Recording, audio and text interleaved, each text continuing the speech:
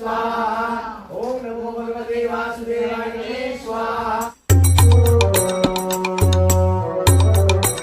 तो hey guys, आप सभी लोग आज के न्यू ब्लॉग में आपसे स्वागत है। आप सबका सब एकदम ठीक हूँ। आई होप आप भी ठीक हो। आज है आंवला 11, तो आज हम जाएंगे शिव के मंदिर। आज वहाँ पर हवन भी है, तो वहाँ पर मैं आपको साईं बाबा के भी दर्शन करवा दूंगा।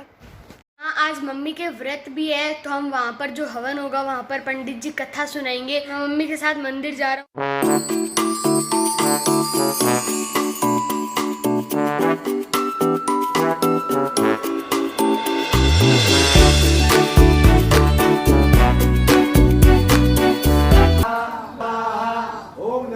वासुदेवाय स्वाहा।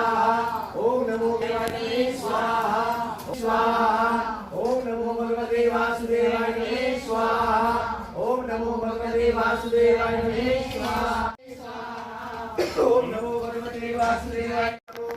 वासुदेवाय स्वाहा।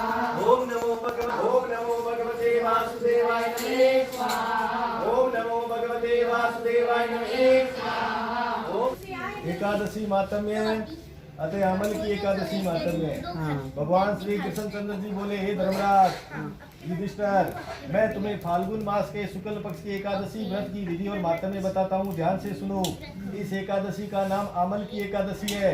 इसके पवित्र व्रत से समस्त पाप नष्ट हो जाते हैं और जीवन में सफलता मिलती है। इसका पुण्य 1000 गौदान के फल के बराबर है और अंत समय में विष्णु लोक में स्थान मिलता है। त्रेता युग में एक दिन महान राजा मानदाता ने वशिष्ठ जी से पूछा कि हे द्विजश्रेष्ठ, यदि आपकी मुझ पर कृपा दृष्टि हो तो किसी ऐसे व्रत को बताइए जिसको करने से मेरा कल्याण हो सके। महर्षि वशिष्ठ जी बोले, आमल की एक महान वृक्ष है जो सब पापों का नाश करने वाला है। भगवान विष्णु के थूकने पर उनके श्रीमुख से चंद्रमा के समान कांतिमान एक बिंदु प्रकट हुआ और वह बिंदु पृथ्वी पर गिरा। उसी से आमल की आंवले का महान वृक्ष उत्पन्न हुआ। इसको सभी वृक्षों का आदि भूत वृक्ष कहते हैं। इसी समय भगवान विष्णु जी की नाभि से निकले कमल में से ब्रह्मा जी प्रकट हुए। उन्हीं से इन प्रजाओं की सृष्टि हुई। देवता, दानव, गंधर्व, यक्ष, राक्षस, नाग तथा निर्मल अंतःकरण वाले महर्षियों को ब्रह्मा जी ने जन्म दिया। उनमें से देवता और ऋषि उस स्थान पर आए जहाँ विष्णु प्रिया आमलकी का वृक्ष था। उसे देखकर देवताओं को बड़ा विस्मय हुआ। वे उत्कंठा पूर्वक उस वृक्ष की ओर देखने लगे और सोचने लगे कि प्लक्ष आदि वृक्ष तो पूर्व कल्प की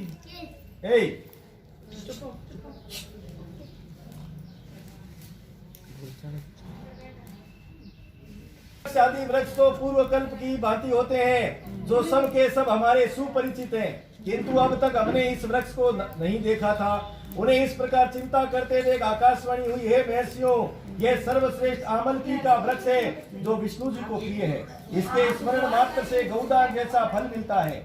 इसको स्पर्श करने से इससे दुगना और फल भक्षण करने से 3 गुना पुण्य प्राप्त होता है।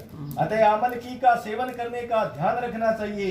यह सब पापों को हरने वाला वैष्णव वृक्ष बताया गया है। इसके मूल में विष्णु, इसके ऊपर ब्रह्मा, स्कंद में भगवान रुद्र, शाखाओं में मुनि, टहनियों में देवता, पत्तों में वसु, फूलों में मरुदगण तथा फलों में समस्त प्रजापति वास करते हैं।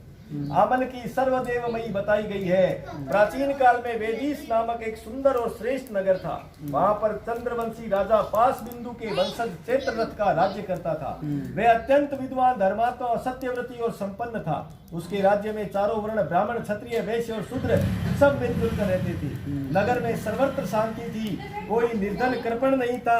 उस नगर के सब नगरवासी विष्णु भक्त थे और सभी बाल, युवा और वृद्ध एकादशी का व्रत करते थे।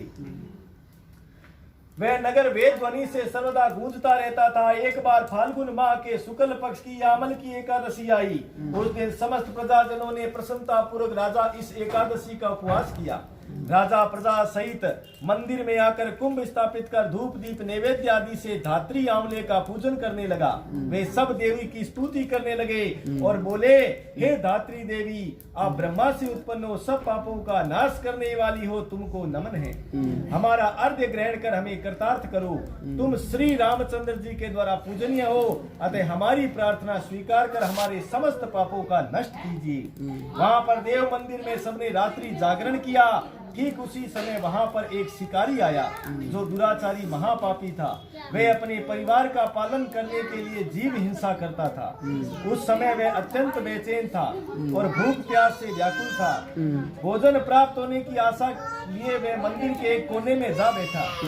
अपनी भूख प्यास भूल वहां हो रही विष्णु कथा और भजन कीर्तन सुनने में मगन हो सारी रात जागरण में बिता दी। प्रातः काल होते ही उसने अपने घर को चला गया और जाकर भोजन किया। कुछ समय पश्चात ही उसकी मृत्यु हो गई।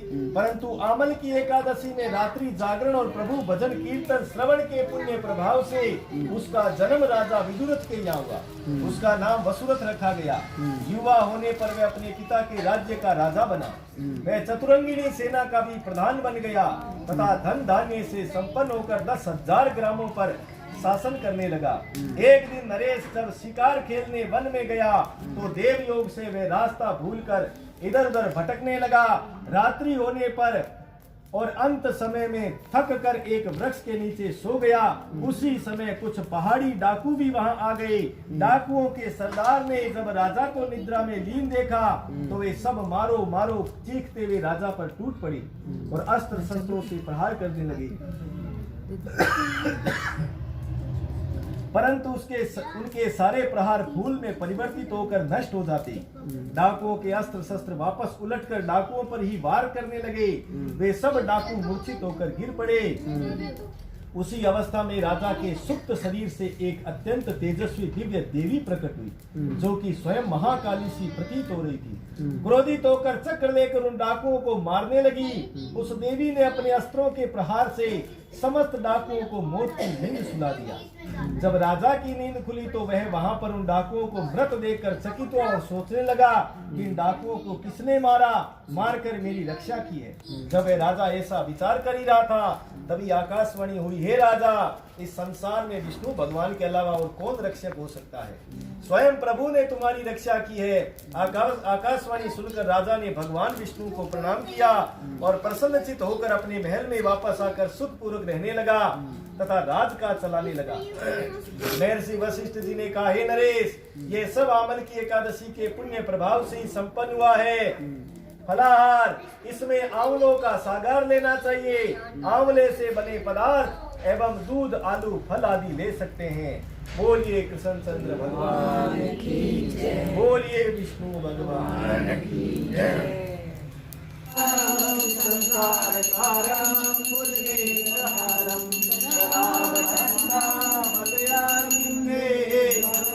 भवानी सहितं नमामि। ओम जय जगदीश हरे। जय जगदीश हरे। भक्त जनों के संकट नाथ, जनों के संकट क्षण में दूर करे। हरि ओम जय जगदीश हरे। जो जावे फल पावे, दुख बिन से मन का, ओ स्वामी दुख बिन से मन का। सुख संपत्ति घर आवे, सुख संपत्ति घर आवे, कर कष्ट मिटे। मात पिता तुम मेरे, शरण गहु में किसके, ओ स्वामी शरण गहु में पूजा आश करूं मैं किसकी। ओम जय जगदीश हरे। तुम सबके स्वामी। ओम जय जगदीश हरे।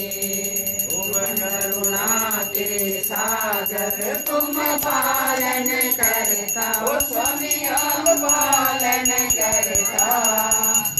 मूरख कल कामी, सेवक तुम स्वामी, कृपा करो। जय जगदीश हरे। तुम सभी मिलो दया में, सभी मिलो दया में। अभी तो मैं मंदिर से तो आ चुके हैं हम। तो भाई अभी हम मंदिर से तो आ चुके हैं और मतलब अभी हमें साफ़ सफाई और करवानी है। आज हम किचन साफ़ करेंगे तो किचन साफ़ करते हैं।